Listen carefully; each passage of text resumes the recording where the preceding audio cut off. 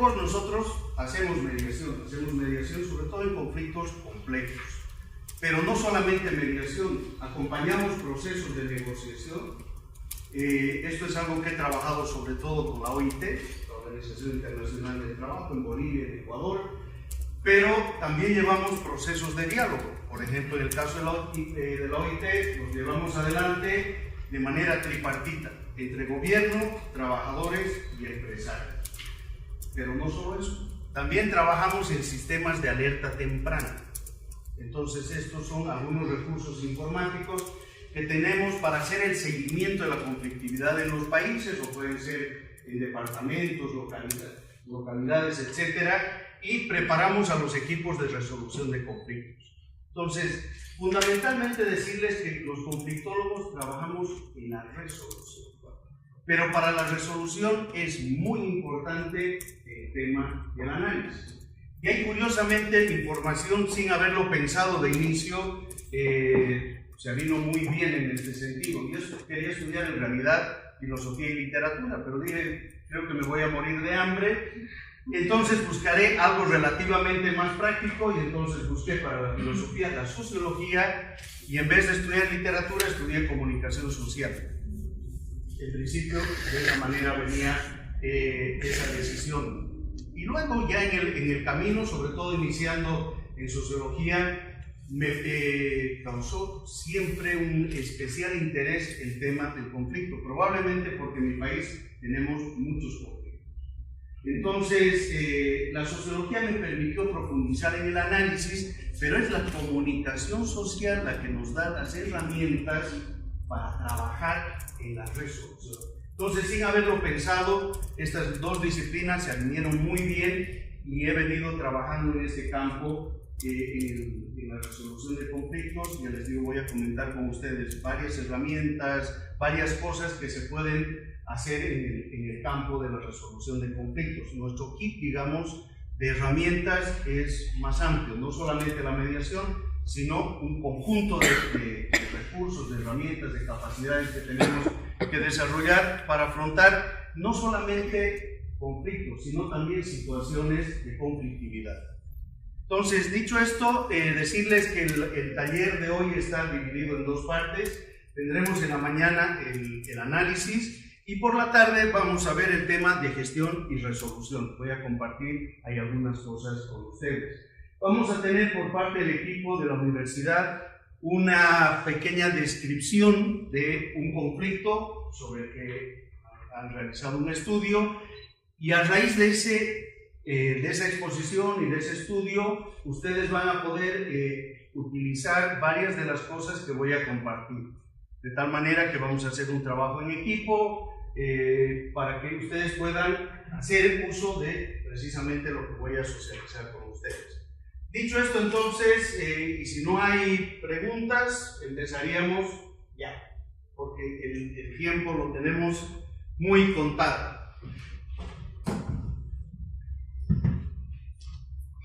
Esto es lo que vamos a ver en la jornada de hoy. Dos presupuestos que me parecen fundamentales y una directriz estratégica en el campo de la resolución de conflictos. Luego vamos a ver análisis, y en análisis algunas definiciones en plural. Yo voy a compartir mi propia definición con ustedes, algunos enfoques rápidamente sobre el conflicto que nos aportan, que nos dan metáforas del conflicto. Ya verán de qué se trata esto, es una muy bonita herramienta. Algunos encuadres sobre el conflicto, tipos de conflictos, categorías descriptivas que son básicas y sustantivas para dar cuenta en la narrativa analítica de los conflictos, el desarrollo de los conflictos y la terminación. Con esto vamos a cerrar en la mañana, y en la tarde vamos a ver además algunas herramientas del campo de la conflictología muy sencillas pero de enorme utilidad, como el mapeo de actores, el árbol del conflicto, la cebolla, la línea de tiempo y el conflictograma. Esto viene de los sistemas de alerta temprana, pero se los voy a explicar muy sencillito y nos va a dar, ya les digo, una enorme utilidad en el análisis. Entonces, con esto cerraríamos por la mañana y en la tarde veríamos un modelo muy corto para resolver conflictos, una herramienta muy útil para abordar estrategias de resolución de conflictos, que es esto de los pilares. Vamos a ver el tema de los engranajes, cómo ambas herramientas, ese modelo de intervención y los pilares, se pueden conjuntar ambos para dar cuenta de conflictos más complejos. Y finalmente, un recurso práctico que nos sirve mucho en el campo de la resolución del conflicto y se llama elevar relaciones. Es decir, no podemos trabajar en el campo de resolución de conflictos sin elevar relaciones con lo que denomino nuestros otros significativos. Pero lo veremos por la tarde. Entonces, este es el mapa, la ruta crítica que vamos a seguir. Y arrancamos con esos presupuestos. Un primero. Una de las Camilas, a ver si me ayuda con la lectura de esta primera frase. Adelante. Todo conflicto humano es en cierto sentido como todos los otros, como algunos otros y como ninguno. Todo conflicto humano es en cierto sentido, fíjense qué interesante, gracias, como todos los otros, como algunos otros y como ninguno otro. Cuando yo comparta estos conceptos, estas categorías con ustedes, ciertamente vamos a poder dar cuenta de todos los conflictos.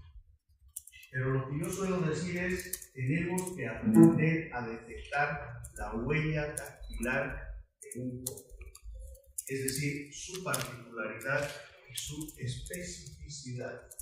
Porque es gracias a detectar esa huella dactilar que tiene cada conflicto su propia particularidad. Podemos estar hablando de un conflicto socioambiental, pero cada uno de ellos tiene su propia particularidad. Y es importantísimo que captemos esa huella, porque es gracias a eso que vamos a poder trabajar su resolución. Entonces, un primer presupuesto es, sí, todo esto nos ayuda a comprender los conflictos, pero nosotros debemos tener las herramientas necesarias, la perspicacia suficiente para captar la propia particularidad de cada uno de ellos. Entonces, esto además implica que nosotros no nos podemos conformar con decir, sí, ya he trabajado muchos conflictos socioambientales, por decirles algo, y este es uno más de ellos. No, tal vez ese es más pequeño, es menos complejo, pero nos puede dar enormes dolores de cabeza. No nos podemos confiar. No podemos como distraer nuestros sentidos, relajarnos y pensar que con lo que sabemos ya es suficiente. Y por eso el campo de la resolución de conflictos es tan retador, porque cada uno de ellos nos plantea un nuevo reto y nos plantea aprendizajes que podemos extraer. De ahí este primer presupuesto.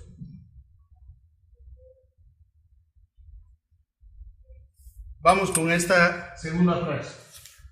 Sí, por favor. Así practicas el español. Perfecto. Fuente que busca acceder a las fuentes de los problemas, la resolución de conflicto, pretende no meramente resolver el conflicto social inmediato, la disputa inmediata, ya sea familiar o ética, sino a la vez arrojar luz sobre la naturaleza del problema y, de este modo, contribuir a la eliminación de sus fuentes y a la prevención de otros procesos. Es, en resumen, una solución analítica del problema. Dos comentarios sobre la frase de Barton, un profesor de la George Mason, un gran profesor, y este texto usted lo puede encontrar en Google, es un texto fantástico, que aporta muchísimo en el campo. Dos cosas sobre este segundo presupuesto. Uno es tratar de entender las causas estructurales y el contexto más amplio de los conflictos. Podemos estar trabajando un conflicto socioambiental, pero hay aspectos estructurales que hacen a ese conflicto y a otros conflictos. Y esos, como los otros, se están dando en un contexto. Es importante entenderlo. Podemos resolver ese conflicto, pero tal vez está también concatenado o interrelacionado con otros. Y eso puede afectar a su propia dinámica y desarrollo. Entonces, ese es un primer comentario sobre esto. El segundo es, y ahí el enfoque que comparto con ustedes es, la resolución está basada en información y conocimiento. ¿Cómo es que encaramos una buena resolución o el afrontamiento de un conflicto? Porque nos hacemos de información y conocimiento. Bajo algunas categorías, bajo algunas premisas y en base a unas herramientas. Pero jamás yo les aconsejaría llegar al lugar y ponerse a resolver careciendo de información y de conocimiento. La fase exploratoria es sustantiva para encarar la resolución.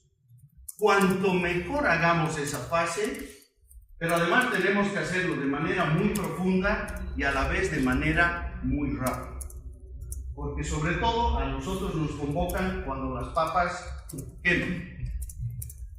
Sí, eso a veces implica que nos hacen ofertas económicas interesantes porque quieren que lleguemos como una especie de bomberos y en algunos casos como una especie de magos. Pero en realidad nosotros no somos magos. Lo que nosotros hacemos es recabar información, adquirir conocimiento de una manera pronta, bien orientada, de tal manera que podamos encarar una buena resolución. Pero sin información y sin conocimiento no vamos a poder avanzar. Entonces, lo primero que quiero compartir con ustedes es fundamental conocer el ámbito donde vamos a trabajar y fundamentalmente a los actores. Y ahí nuevamente vuelvo a decirles, es clave que nosotros entablemos una buena conectividad con los actores, porque ahí nos pueden dar información que nos va a ser de enorme utilidad. Si generamos una actitud reacia de la gente hacia nosotros, nuestro trabajo se va a ver perjudicado y se va a ver limitado. Necesitamos sabernos acercar a la gente. Y por supuesto, para esto, muchas técnicas en la comunicación que nos permiten hacer esa conectividad, y yo voy a compartir una con ustedes. Entonces, segundo elemento sustantivo. Y esto nos lleva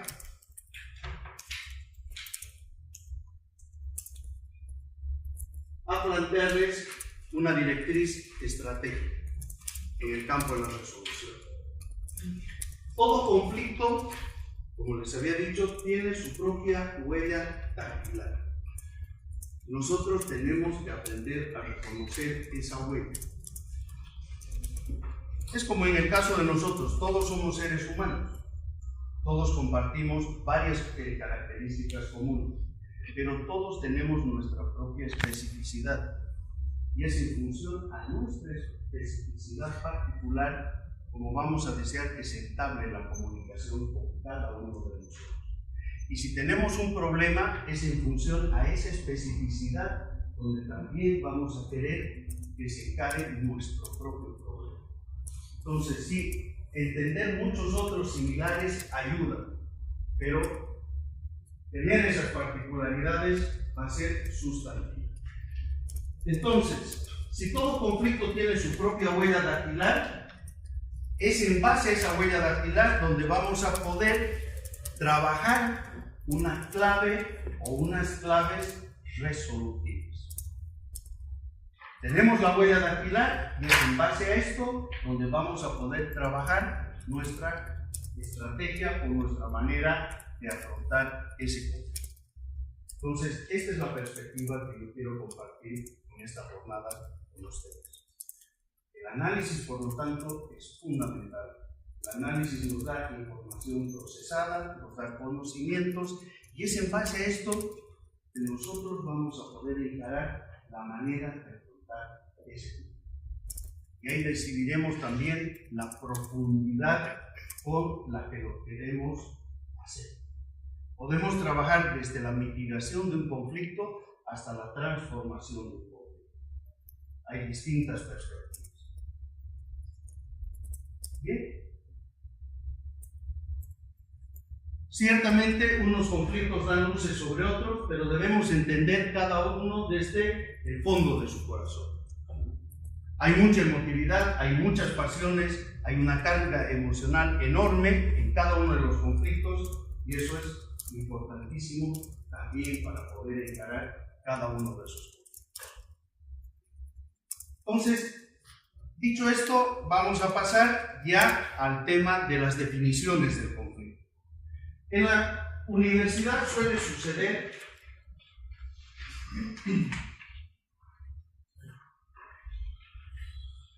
sobre todo cuando uno empieza su carrera,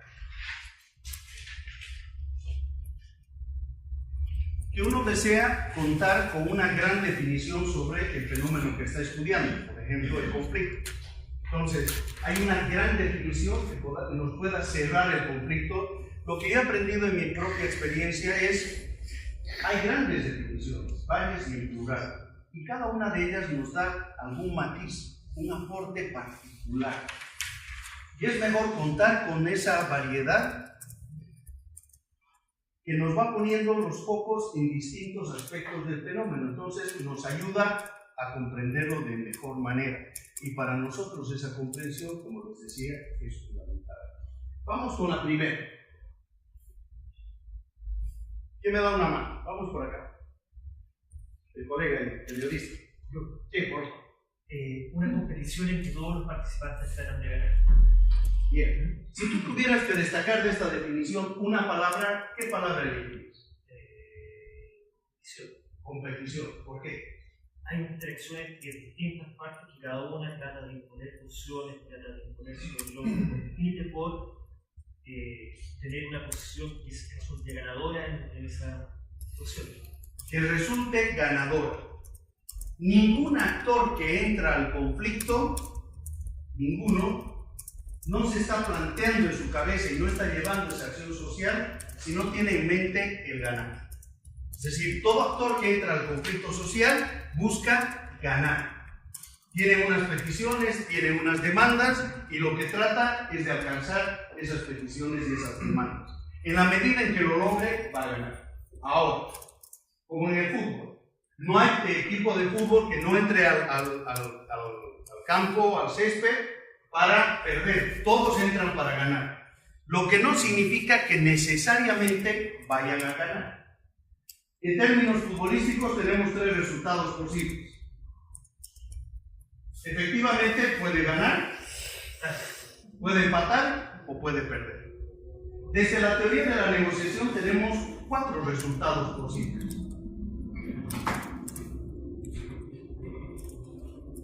Si tenemos teóricamente 2 actores, ¿qué resultados posibles tenemos? Desde el fútbol decíamos ganar, empatar, perder. Desde la teoría de la negociación, el win-win, ganar, ganar, perder. A gana, B pierde, A pierde, B gana y los dos pierden. Ustedes dirán, esto sí, teóricamente se puede dar, pero prácticamente no. Se da, y se da muchísimas veces. Perder. Ahora, es interesante la teoría de la negociación, luego cruzarla con la teoría de los juegos. Y en la teoría de los juegos tenemos 3 juegos posibles. ¿Hay un economista aquí? ¿No? La teoría de Nash, el equilibrio. 3 juegos posibles. Suman, positiva, ambos ganan. Esto viene. Ambos actores ganan. Juegos de suma, 0. Lo que el uno gana, el otro pierde. Esto es lo que llamamos negociaciones distributivas. Yo pido un incremento del 20%, logro un incremento del 12%. El 12% que yo he ganado, el otro lado lo ha perdido. ¿No? Estamos jugando sobre una sola variable. Lo que yo gano, el otro lo va a perder. Son conflictos serios, porque nadie quiere perder, pero se dan esas posibilidades. Juegos de suma cero. Y estos, los juegos al contrario de estos, juegos de suma negativa. Ambos actores pierden. Generalmente pierden cosas distintas, pero pierden.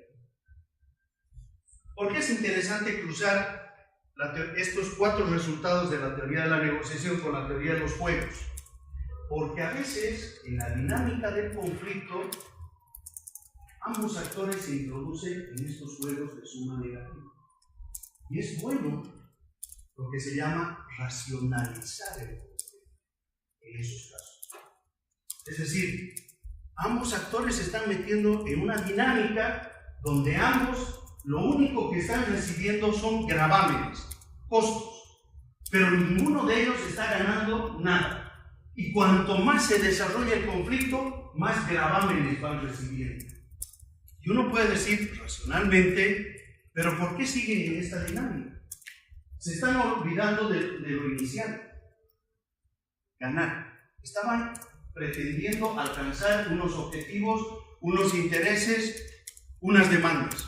Pero de repente, algo ha sucedido en el conflicto donde pierden el foco de sus objetivos, de sus intereses, y se empiezan a concentrar en otro foco. ¿Qué foco? Suele suceder también en los conflictos, por ejemplo, de pareja. Y ahí es donde los abogados a veces se llevan la torta. Porque las partes están más interesadas en el daño que se van a ocasionar que en los beneficios que pueden obtener. Algo ha sucedido en el desarrollo del conflicto donde pierde la búsqueda de esos objetivos, de esos intereses, y se empiezan a concentrar en el daño que quieren ejercer al otro lado. Probablemente porque también han recibido un daño. Y entonces entran en esta espiral. ¿Sí? No nos olvidemos entonces, los actores entran al conflicto para ganar. Pueden ganar, pueden empatar o pueden perder. Y de hecho, después de un conflicto es fundamental que nosotros hagamos el análisis de resultados arrojados del conflicto. ¿Quién ha ganado o quién ha perdido? Porque el ganar o el perder significa que van a configurar el nuevo escenario. No es lo mismo que gane A que gane B. Depende de cuál de los actores para que se dé un nuevo escenario en el que van a jugar, en el que van a interactuar esos dos actores. Pongamos el caso, una empresa minera frente a una comunidad. Si gana la empresa, se va a configurar un escenario de un tipo. Si ganan los comunarios, se va a configurar un escenario de otro tipo. Y si ambos empatan, también se va a configurar un escenario de otra naturaleza. Por tanto, ganar, perder o empatar tiene efectos prácticos sobre la configuración de esos escenarios. ¿Sí? Fíjense toda la reflexión que podemos hacer a partir de esta primera definición. Los actores compiten y compiten por ganar. Pero el que traten de ganar no significa necesariamente que vayan a ganar. Se pueden dar varias posibilidades.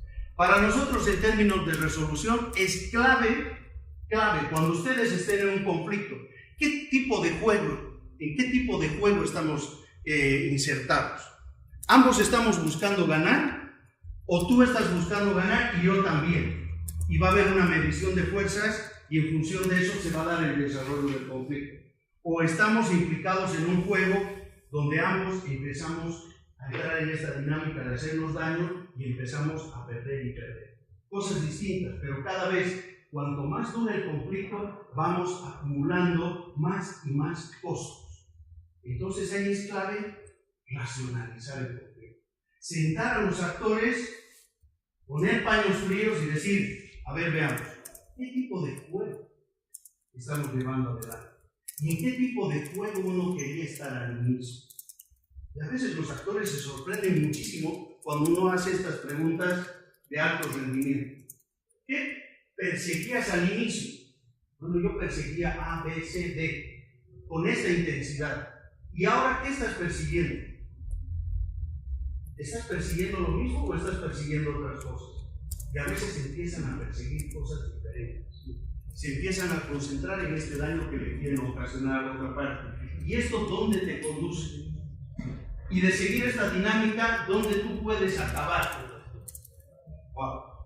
Sí, por favor. Eso es muy interesante, eso que agrega ahora de la dimensión del tiempo, porque hemos visto el conflicto cuando se desencadena, se genera un desgaste, una desorientación respecto de los propósitos que tenían alguna de las partes, por un lado. Y segundo, con el avance del conflicto a veces escala, tiene una dimensión estructural mayor y entran actores que no estaban en el conflicto inicial, que esos actores enrarecen el ambiente y los propósitos. Entonces, en la dimensión temporal, el conflicto puede tener, en primer lugar, una sumatoria positiva, pero si eso se prolonga durante un tiempo, caemos en el otro escenario, que o ambos pierden, o una de las partes, la más fuerte, puede ganar. Entonces, esta situación de balance entre ganar y perder cambia en el tiempo, si el conflicto se prolonga. Sí, y ahí tenemos otro concepto que complejiza aún más el tema del desarrollo del conflicto. Es, como tú lo decías bien, cuando se va prolongando en el tiempo, no solamente el conflicto se va endureciendo y se va haciendo más arraigado, sino puede expandir su demanda o puede transformar la propia demanda. Pero llegaremos a eso. Pero la variable temporal es importantísima. De hecho, la sugerencia nuestra es, en principio, resolvamos las cosas de la manera más rápida posible. Más rápida posible. Y de la manera más profunda posible. Bien. A veces olvidamos lo primero en desmedro de lo segundo. Lo hagamos rápidamente, pero a veces no lo hacemos con la debida profundidad, de tal manera que el conflicto puede brotar más adelante. La idea es, lo hagamos rápidamente y lo hagamos de manera también profunda. Sí, por favor. Como me llegué atrasado, me perdí el tiempo de ¿Podrías presentarte? Me llamo Raúl Romero. ¿Raúl? Romero. Soy Bienvenido, Raúl. abogado soñador. Esta es la primera definición. Me recuerdo de una figura gráfica que representaba, en el libro parecía representar el conflicto como una loma, y lo que graficaba eran las actitudes del conflicto, cómo yo me enfrento respecto al conflicto. Y había respuestas, las que están del lado izquierdo son las menos conflictivas, menos violentas, y eran actitudes como de evasión del conflicto.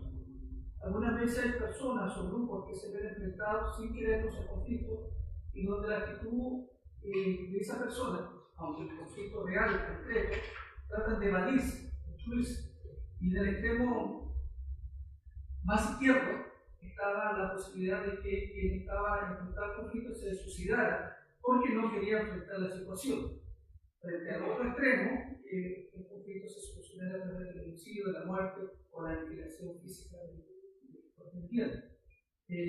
Me recordó esto respecto de la definición, en orden a que no siempre la actitud que tenemos frente al conflicto es necesariamente la competencia o el querer ganar.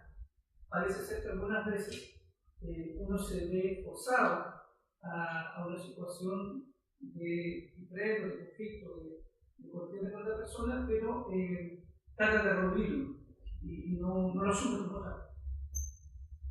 Dos comentarios. Quien entra al conflicto, decíamos, lo hace por ganar, o lo hace para ganar. La otra parte puede entrar al juego, o ciertamente puede asumir esta actitud de la evasión. Y si ustedes se fijan, de manera interpersonal es muy recurrente el que nosotros tratemos de evadir los conflictos. Hay una situación difícil que se presenta, y si hay un equipo, tal vez, y uno dice, mejor que lo haga mi colega, y tal vez el otro dice, no, mejor que lo haga mi colega. En términos institucionales a veces sucede, por lo menos sucede de manera muy recurrente en mi país, dice ese ámbito municipal, de la alcaldía, y dicen no, que lo haga la gobernación, porque las competencias son insuficientes nuestras, o sea, siempre el marco jurídico permite justificar la situación, y como decimos, lo va pateando el conflicto, para otra repartición, otra, o a veces se hacen mesas interinstitucionales, donde todos son responsables, pero ninguno es responsable. Es una manera muy hábil para evadir, y evadimos los conflictos, ¿por qué? Por ejemplo, en el ámbito interpersonal, ¿por qué lo solemos evadir? Porque implican costos, altos costos, y a veces no visualizamos los beneficios. Lo que vemos y se ve de inmediato son los altos costos y los gravámenes. Entonces, mejor retirarnos. Le toque a otra persona el gestionar esos conflictos. ¿Sí? Cerramos el paréntesis. Buen aporte, Raúl. Vamos con la siguiente definición. ¿Quién me ayuda? Es la continuación de la negociación por otros medios. ¿Qué palabra tú resaltarías? Yo resaltaría por otros medios. En el fondo, entiendo esto como dejar atrás, como que la negociación es como una co-construcción quizás de una solución, y que quizás después el otro medio viene a ser esta competencia que quiere ganar. Bien. Medios. Yo suelo a veces decir, está la interacción conflictiva del otro lado, en la antípoda de las interacciones amorosas. ¿Qué destaco de las interacciones amorosas? En las interacciones amorosas, las personas sacan lo mejor de sí. Y de hecho, por amor, somos capaces de hacer los mayores gestos, los más sublimes. Es una especie de alquimia interior que se genera en nuestro interior. Nos transformamos. Somos capaces de, por esas personas que amamos, de hacer cosas grandiosas. Cuando somos padres, por ejemplo, si nuestro hijo, y ojalá que nunca se dé la situación, o nuestra hija necesita un órgano, ¿quién se lo va a dar? Uno de sus padres, y se lo va a dar porque lo ama a su hijo o a su hija. Entonces, en las interacciones amorosas, nosotros podemos esperar lo mejor del otro lado. En las interacciones conflictivas no sucede esto. Porque las interacciones conflictivas son interacciones contenciosas. Son interacciones con hostilidad, con agresividad. Uno más bien puede esperar del otro lado, y sobre todo cuando es de alta intensidad ese conflicto, no lo mejor, como en las interacciones amorosas, sino prepárate para recibir lo peor del otro lado. Porque estos medios que van escalando en el desarrollo del conflicto tienen que ver con ir apuntalando los objetivos que se están persiguiendo. Cuando los objetivos son muy altos, son muy preciados, se va escalando también en medios mucho más intensos. Podemos decir, cada vez más agresivos y más violentos. Entonces, los medios a través de los cuales se lleva y se desarrolla un conflicto son medios con distintas tonalidades de agresividad. Volveremos a esto con la definición que les voy a plantear. Pero en las interacciones amorosas esperamos lo mejor. En las interacciones conflictivas, por ser contenciosas, esa es su especificidad, nosotros vamos a recibir y vamos a generar distintos grados de hostilidad.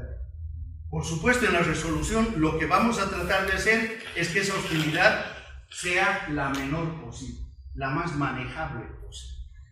¿Sí?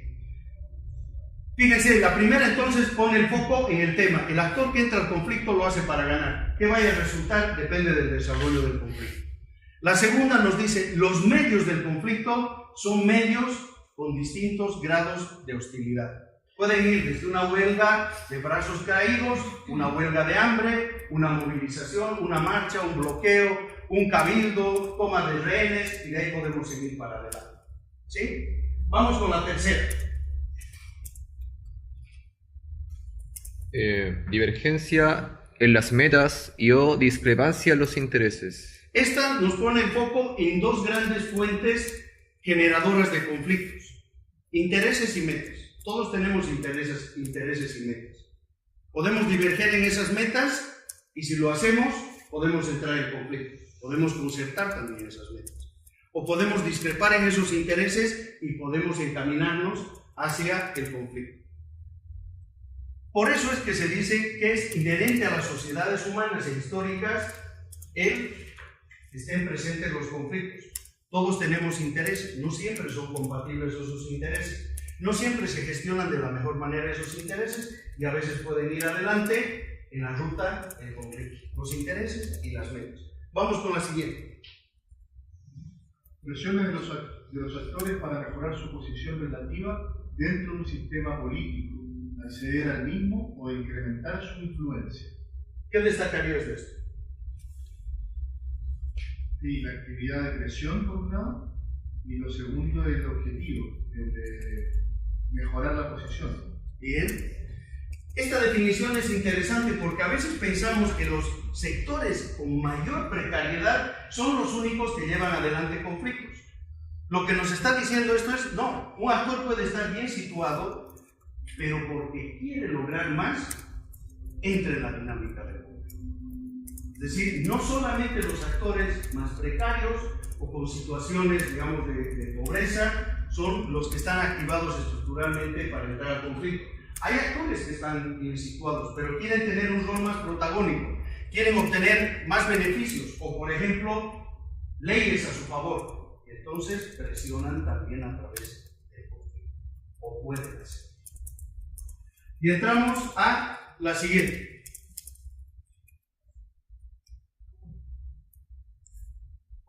Bueno, esta de la izquierda. Proceso de interacción contenciosa, hostilidad, duelo, medidas contrarias. Lo habíamos dicho ya, una de las particularidades del conflicto es que es contencioso. El conflicto está hecho a partir de grados de agresividad y de hostilidad. Y ciertamente otro término que podemos destacar de este es que es un proceso, no es un evento. Es un proceso que puede ser corto o puede ser un proceso que se extienda en el tiempo. Luego veremos dos elementos asociados a esto. Los conflictos pueden ser rituales o los conflictos pueden ser turbulentos. Rituales son aquellos conflictos que sabemos más o menos cómo empiezan, cómo se desarrollan y en qué acaban concluyendo. Ahí un poco la incertidumbre es la temporalidad del conflicto. Pero hay conflictos turbulentos. Conflictos que sabemos cómo empiezan, pero no tenemos ni idea de cómo se van a desarrollar y menos en lo que van a acabar concluyendo.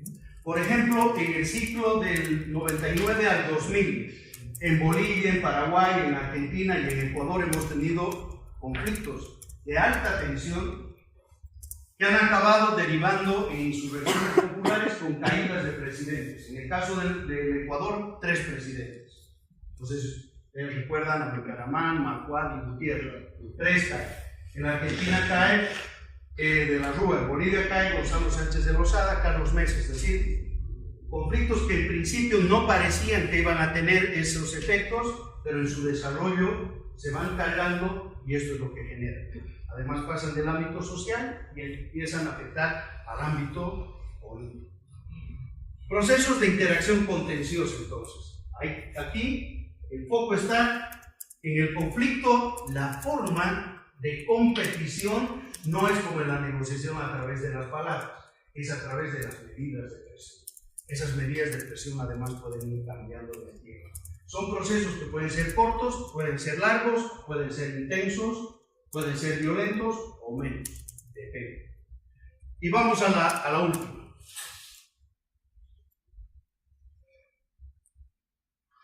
¿Se lee? Abajo. Escenario contencioso compuesto por actores, interacciones, medidas, secuencias y resultados. Bien. Yo les decía, teóricamente siempre enfocamos el conflicto como entre A y B, pero cuando entramos a conflictos más intensos, más complejos, tenemos muchos actores de un lado, muchos actores de otro lado, y a veces tenemos actores mediadores al centro. Y aquí pasamos a las interacciones. Hay una interacción contenciosa que es un poco la que centraliza el sistema, pero hay interacciones, si entra un mediador, no es lo mismo la interacción contenciosa que la interacción mediador. La interacción contenciosa puede estar llevando el conflicto hacia la espiral, hacia intensificarlo, pero si entra ahí un mediador o unos mediadores, la fuerza va en otro sentido, de generación de un acuerdo. Pero si hay apoyos, por ejemplo, a uno de los actores, son otros tipos de interacciones. Entonces tenemos que aprender a mirar esa complejidad. Cuanto más complejo un conflicto, más actores. Pueden haber también distintas interacciones que se están combinando entre todas ellas. Tercero, medidas. Las medidas pueden ir cambiando, las medidas de presión entre los actores pueden ir cambiando entre ellos. Secuencias. Decíamos, el conflicto es un proceso que está marcado por algunas etapas. Entonces también nosotros encontramos esos hitos donde el conflicto va cambiando de características, va teniendo un formato diferente. Generalmente eso tiene que ver con el cambio de las medidas de presión. Han pasado de una medida de presión a otra. Y luego el tema de los resultados, lo que decíamos en un inicio. ¿Quién ha ganado? ¿Quién ha perdido? ¿Cuáles son los efectos de este conflicto? En algunos casos, cuando son conflictos de alta tensión, de una gran envergadura, van generando además procesos de cambio social. Volveremos sobre eso, ¿no? Hay conflictos que uno de los actores plantea unas demandas, unas peticiones, se da una negociación, llegan a un acuerdo y hay cierre. Pero hay conflictos mucho más intensos. Hay conflictos que ya plantean dinámicas de cambio social. Gestionar esto, por supuesto, es más difícil. Y que eso se concrete también tiene su complejidad. Entonces, cerramos con esto en el tema de definiciones. No sé si hay alguna consulta, pregunta. Bien. Esta es mi propia definición. ¿Alguien la quiere leer? Rosa María. Estaba pensando en la conceptualización que hace Lederer sobre el conflicto, cuando él dice, o sea, cómo tú lo relacionas esa definición cuando él dice el conflicto, ¿cierto?, nos trae una oportunidad, el conflicto tiene un potencial de cambio y transformación, pero cuando el conflicto se cronifica, el conflicto puede ser muy destructivo, ¿no? Y ¿Cómo hace el vínculo entre esa conceptualización y las que tú has ido presentando? Dame un tiempito porque eso del cambio lo vamos a ver cuando entremos a los enfoques. Ya. No me quiero adelantar. Okay. Ahí entraremos, cuando veamos el funcionalismo. Por tanto, seguimos con esta definición. Esta es la que yo he trabajado. Y lo que quiero compartir, fíjense, con ustedes es un conflicto. Cualquier conflicto es un sistema, en mi visión. Es un sistema compuesto por vectores. ¿Qué son los vectores? Fuerzas dinámicas. Fuerzas dinámicas que en su desarrollo pueden asumir distintos valores. Por tanto, no hay nada, ningún fenómeno social tan dinámico como el conflicto. Si uno conceptualiza una burocracia, conceptualiza a partir de algunos elementos estáticos. Pero un conflicto es por sí mismo un fenómeno dinámico. Un fenómeno dinámico que está compuesto por distintos vectores. Por estas fuerzas que en el desarrollo van cambiando. Cambian de forma y cambian de valores. Esto nos lleva, en términos de resolución de conflictos, a una primera gran conclusión. No se puede gestionar impunemente un conflicto. No se puede gestionar impunemente un conflicto. ¿Qué significa?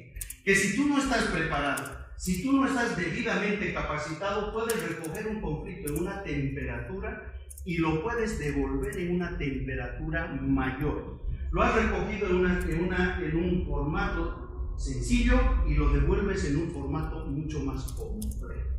Y sucede con muchos de nuestros conflictos. Hay mucha improvisación. De ahí la importancia de estos talleres, de la capacitación permanente para evitar esto. No podemos gestionar impunemente un conflicto, porque el conflicto deja una huella a su paso. Y generalmente esa huella que deja el conflicto tiene que ver sobre los impactos del tejido social. Volveremos a eso. ¿Raúl? Estaba pensando, me parece, con respecto a la definición, estaba pensando en el conflicto. Chile es un país sísmico y cada cierto tiempo hay terremotos y sismos de gran magnitud, pero la Tierra se mueve siempre y hay fuerzas que están acumuladas permanentemente por años, 10 años, 100 años y en algún momento eclosionan. Parece que conflictos sociales también están presentes como esa fuerza oculta que al parecer a la vista superficial parece que todo está en calma, pero están esas fuerzas acumulando energía y poco a poco en algún momento afloran. Me parece que también eso no se opone a la necesidad de... que los conflictos no necesariamente estas fuerzas tienen que ser visibles, constatables, a través de los sentidos, sino pueden estar ocultas y en algún momento pueden explorar. Sí, es lo que llamamos los conflictos latentes. Pueden estar mucho tiempo ocultos debajo de la superficie, o por lo menos que nuestra atención no les ha dado, no los ha captado, o simplemente no se han expresado a través de medidas de presión, aún, ¿no? Hasta que llega algún disparador, algún detonante que hace que ese conflicto latente se convierta en un conflicto manifiesto y abierto. Sí. ¿Cómo se hace con los falsos cierres? Por ejemplo, ya, ayer, el tema del 11 de septiembre, el golpe de Estado, se habla una y otra vez, oye, ya, no, si nunca más, ya, otra vez, ya, nunca más, ya, y una y otra vez vuelve el tema, porque una y otra vez no se ha terminado de llegar al fondo del tema. ¿Cuáles son indicadores que me dicen, efectivamente, en este sistema de dinámica he tocado el nervio del conflicto y no estoy poniéndole parches que finalmente van a hacer que la conflictividad futura haga que aparezca nuevamente? Discúlpame nuevamente, como el caso de Rosa María. Estamos iniciando con las definiciones, cuando entremos a la terminación vamos a entrar con esto, pero lo haremos por etapas. Lo primero entonces que quería decirles, no hay fenómeno más dinámico que el conflicto, lo podemos mirar como un sistema compuesto por distintos vectores. Esos vectores son fuerzas dinámicas que en su desarrollo pueden asumir distintos valores. Y ahora vamos ya tratando de entender esta gráfica. Ustedes fíjense que tenemos dos flechas centrales. A diferencia de las otras, estas están enfrentadas. ¿Qué nombre le pondríamos a este primer vector? Choque, confrontación. Un primer vector es el de la confrontación. Si hay conflicto, lo reconocemos al conflicto porque hay una confrontación. Primer vector. Fíjense, la definición teórica habíamos dicho.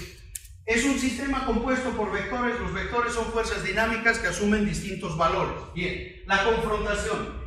En la dinámica del conflicto puede ser suave o puede ser muy intenso.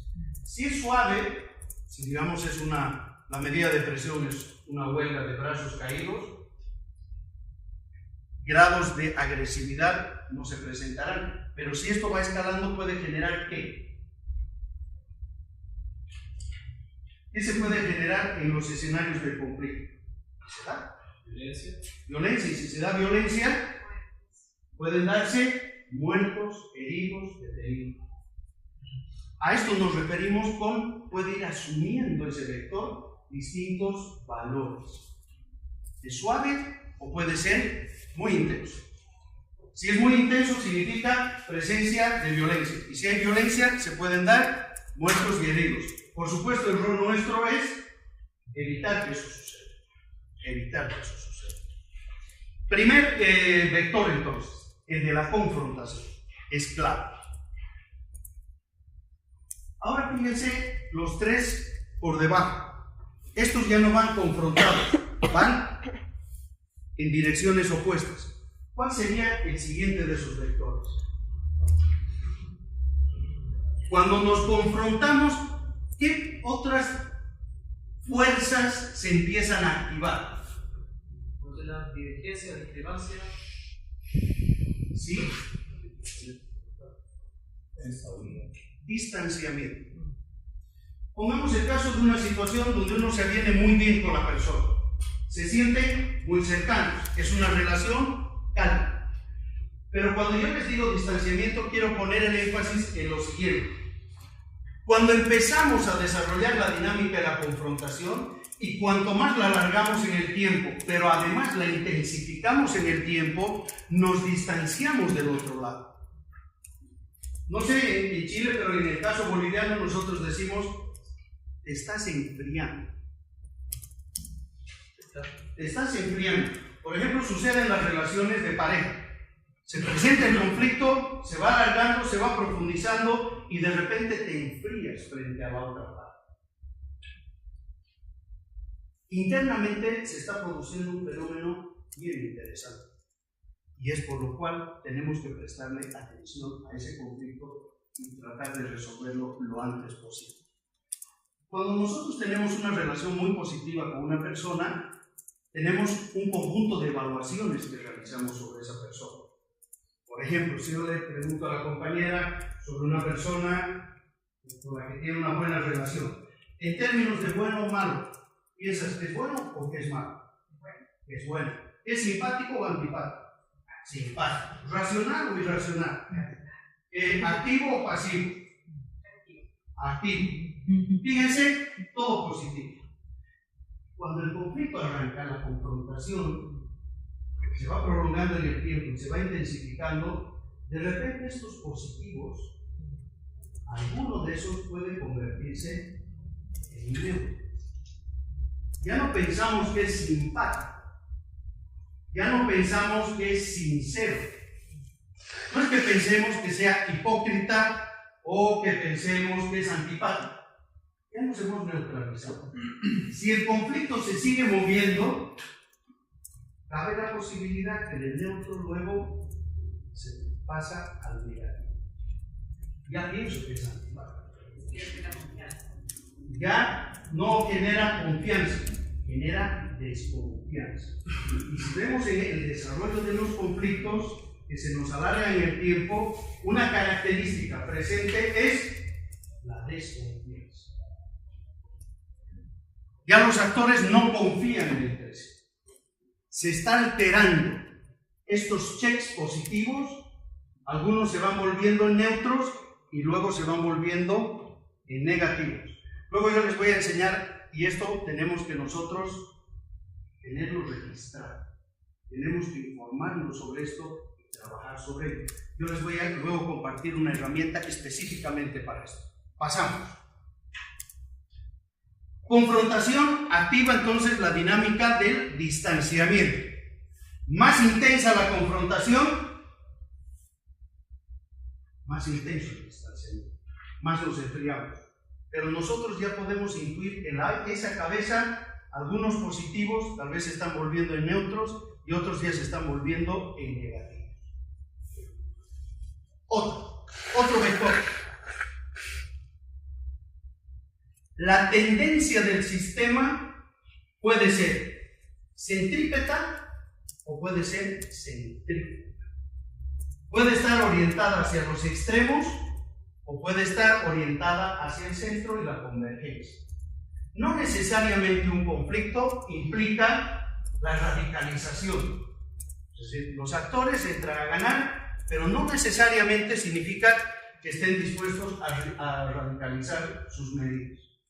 Pueden entrar al conflicto hasta un cierto punto, pugnan por ganar, si ese acuerdo se está generando y si la tendencia es, sí, nos podemos avenir entre unos y otros, la tendencia es centrípeta. De hecho, por ejemplo, cuando solemos a veces tener una animosidad con nuestra pareja, sabemos que nos vamos a venir. Tal vez en el curso de empezó en la mañana, tal vez hasta la tarde o hasta la noche ya nos vayamos a venir, o tal vez al día siguiente. La tendencia de ese conflicto es centrípeta. Pero hay otros conflictos que pueden ir desarrollando una dinámica centrípeta. Los actores se van distanciando cada vez más, pero las posiciones se van radicalizando y se van tornando, como los denominamos, maximalistas. O me dan todo, pugno por el todo o nada. Y esos son juegos de suma cero. Y la tensión va a ser mucho más grande. Confrontación, distanciamiento, centrifugación o centrípeto. No necesariamente el conflicto implica que la dinámica vaya hacia los extremos. Puede implicar una tendencia hacia el acuerdo. Por supuesto que si esa es la tendencia, el trabajo para nosotros es más fácil en términos de resolución. Pero si la tendencia es centrífuga, nuestro trabajo es más fuerte. Y de ahí la importancia de tener claridad sobre esto. ¿Se acuerdan de la huella dactilar? No voy a trabajar e intervenir de la misma manera en un conflicto centrífugo que en un conflicto centrífugo. Probablemente voy a requerir hacer muchísimas más cosas si la tendencia es centrífuga a centrífuga. Y esta tarde veremos esto con los pilares. Seguimos. Tenemos ya 3 detectados. El vector de la confrontación, del distanciamiento, centrífugo-centrípeto. El cuarto, que tiene también este carácter polar. Comunicación e incomunicación. Hay conflictos, sí, el actor se puede estar movilizando, pero los dirigentes están negociando entre sí. Hay otros conflictos, o en la dinámica del desarrollo, los actores, la base social está movilizada y los dirigentes han roto la mesa de negociación. No es lo mismo. Si la comunicación está rota, ¿cómo podemos generar el acuerdo? ¿Cómo lo hacemos? Por tanto, el rol de quienes trabajamos en la resolución es cuidar la comunicación, como dice un filósofo español, Ortega y Gasset, como un sacramento de delicada administración. Para nosotros, los procesos comunicativos y las palabras, y para los mediadores, es un sacramento de delicada administración. Si esto lo gestionamos con arte, con competencia, con habilidad, con experiencia, lo llevaremos a un buen puerto. Y si lo hacemos mal, ya sabemos. La temperatura de ese conflicto puede subir y tal vez nos saquen de escena y otro va a tener que llevar la gestión de esto en otros temas. Comunicación e incomunicación. Si la tendencia es centrípeta, pueden estar seguros que la comunicación está activa.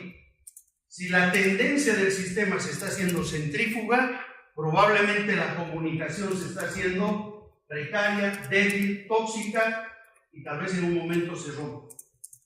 ¿Cómo la vamos a volver a traer a escena?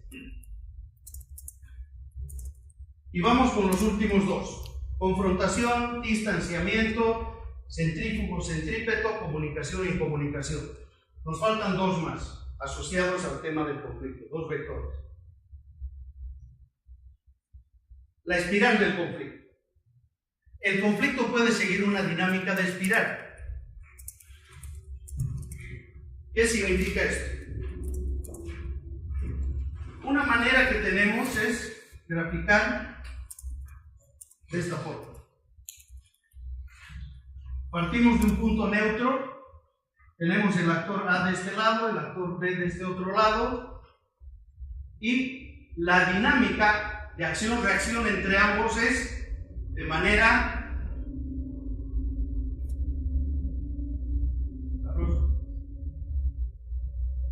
si este empieza con un grado de hostilidad, de agresividad -1, ¿cómo le continúa el otro? Y luego, ¿dónde terminamos de seguir esta dinámica? Donde la iglesia no quiere ni Jesús quería, ¿no es cierto?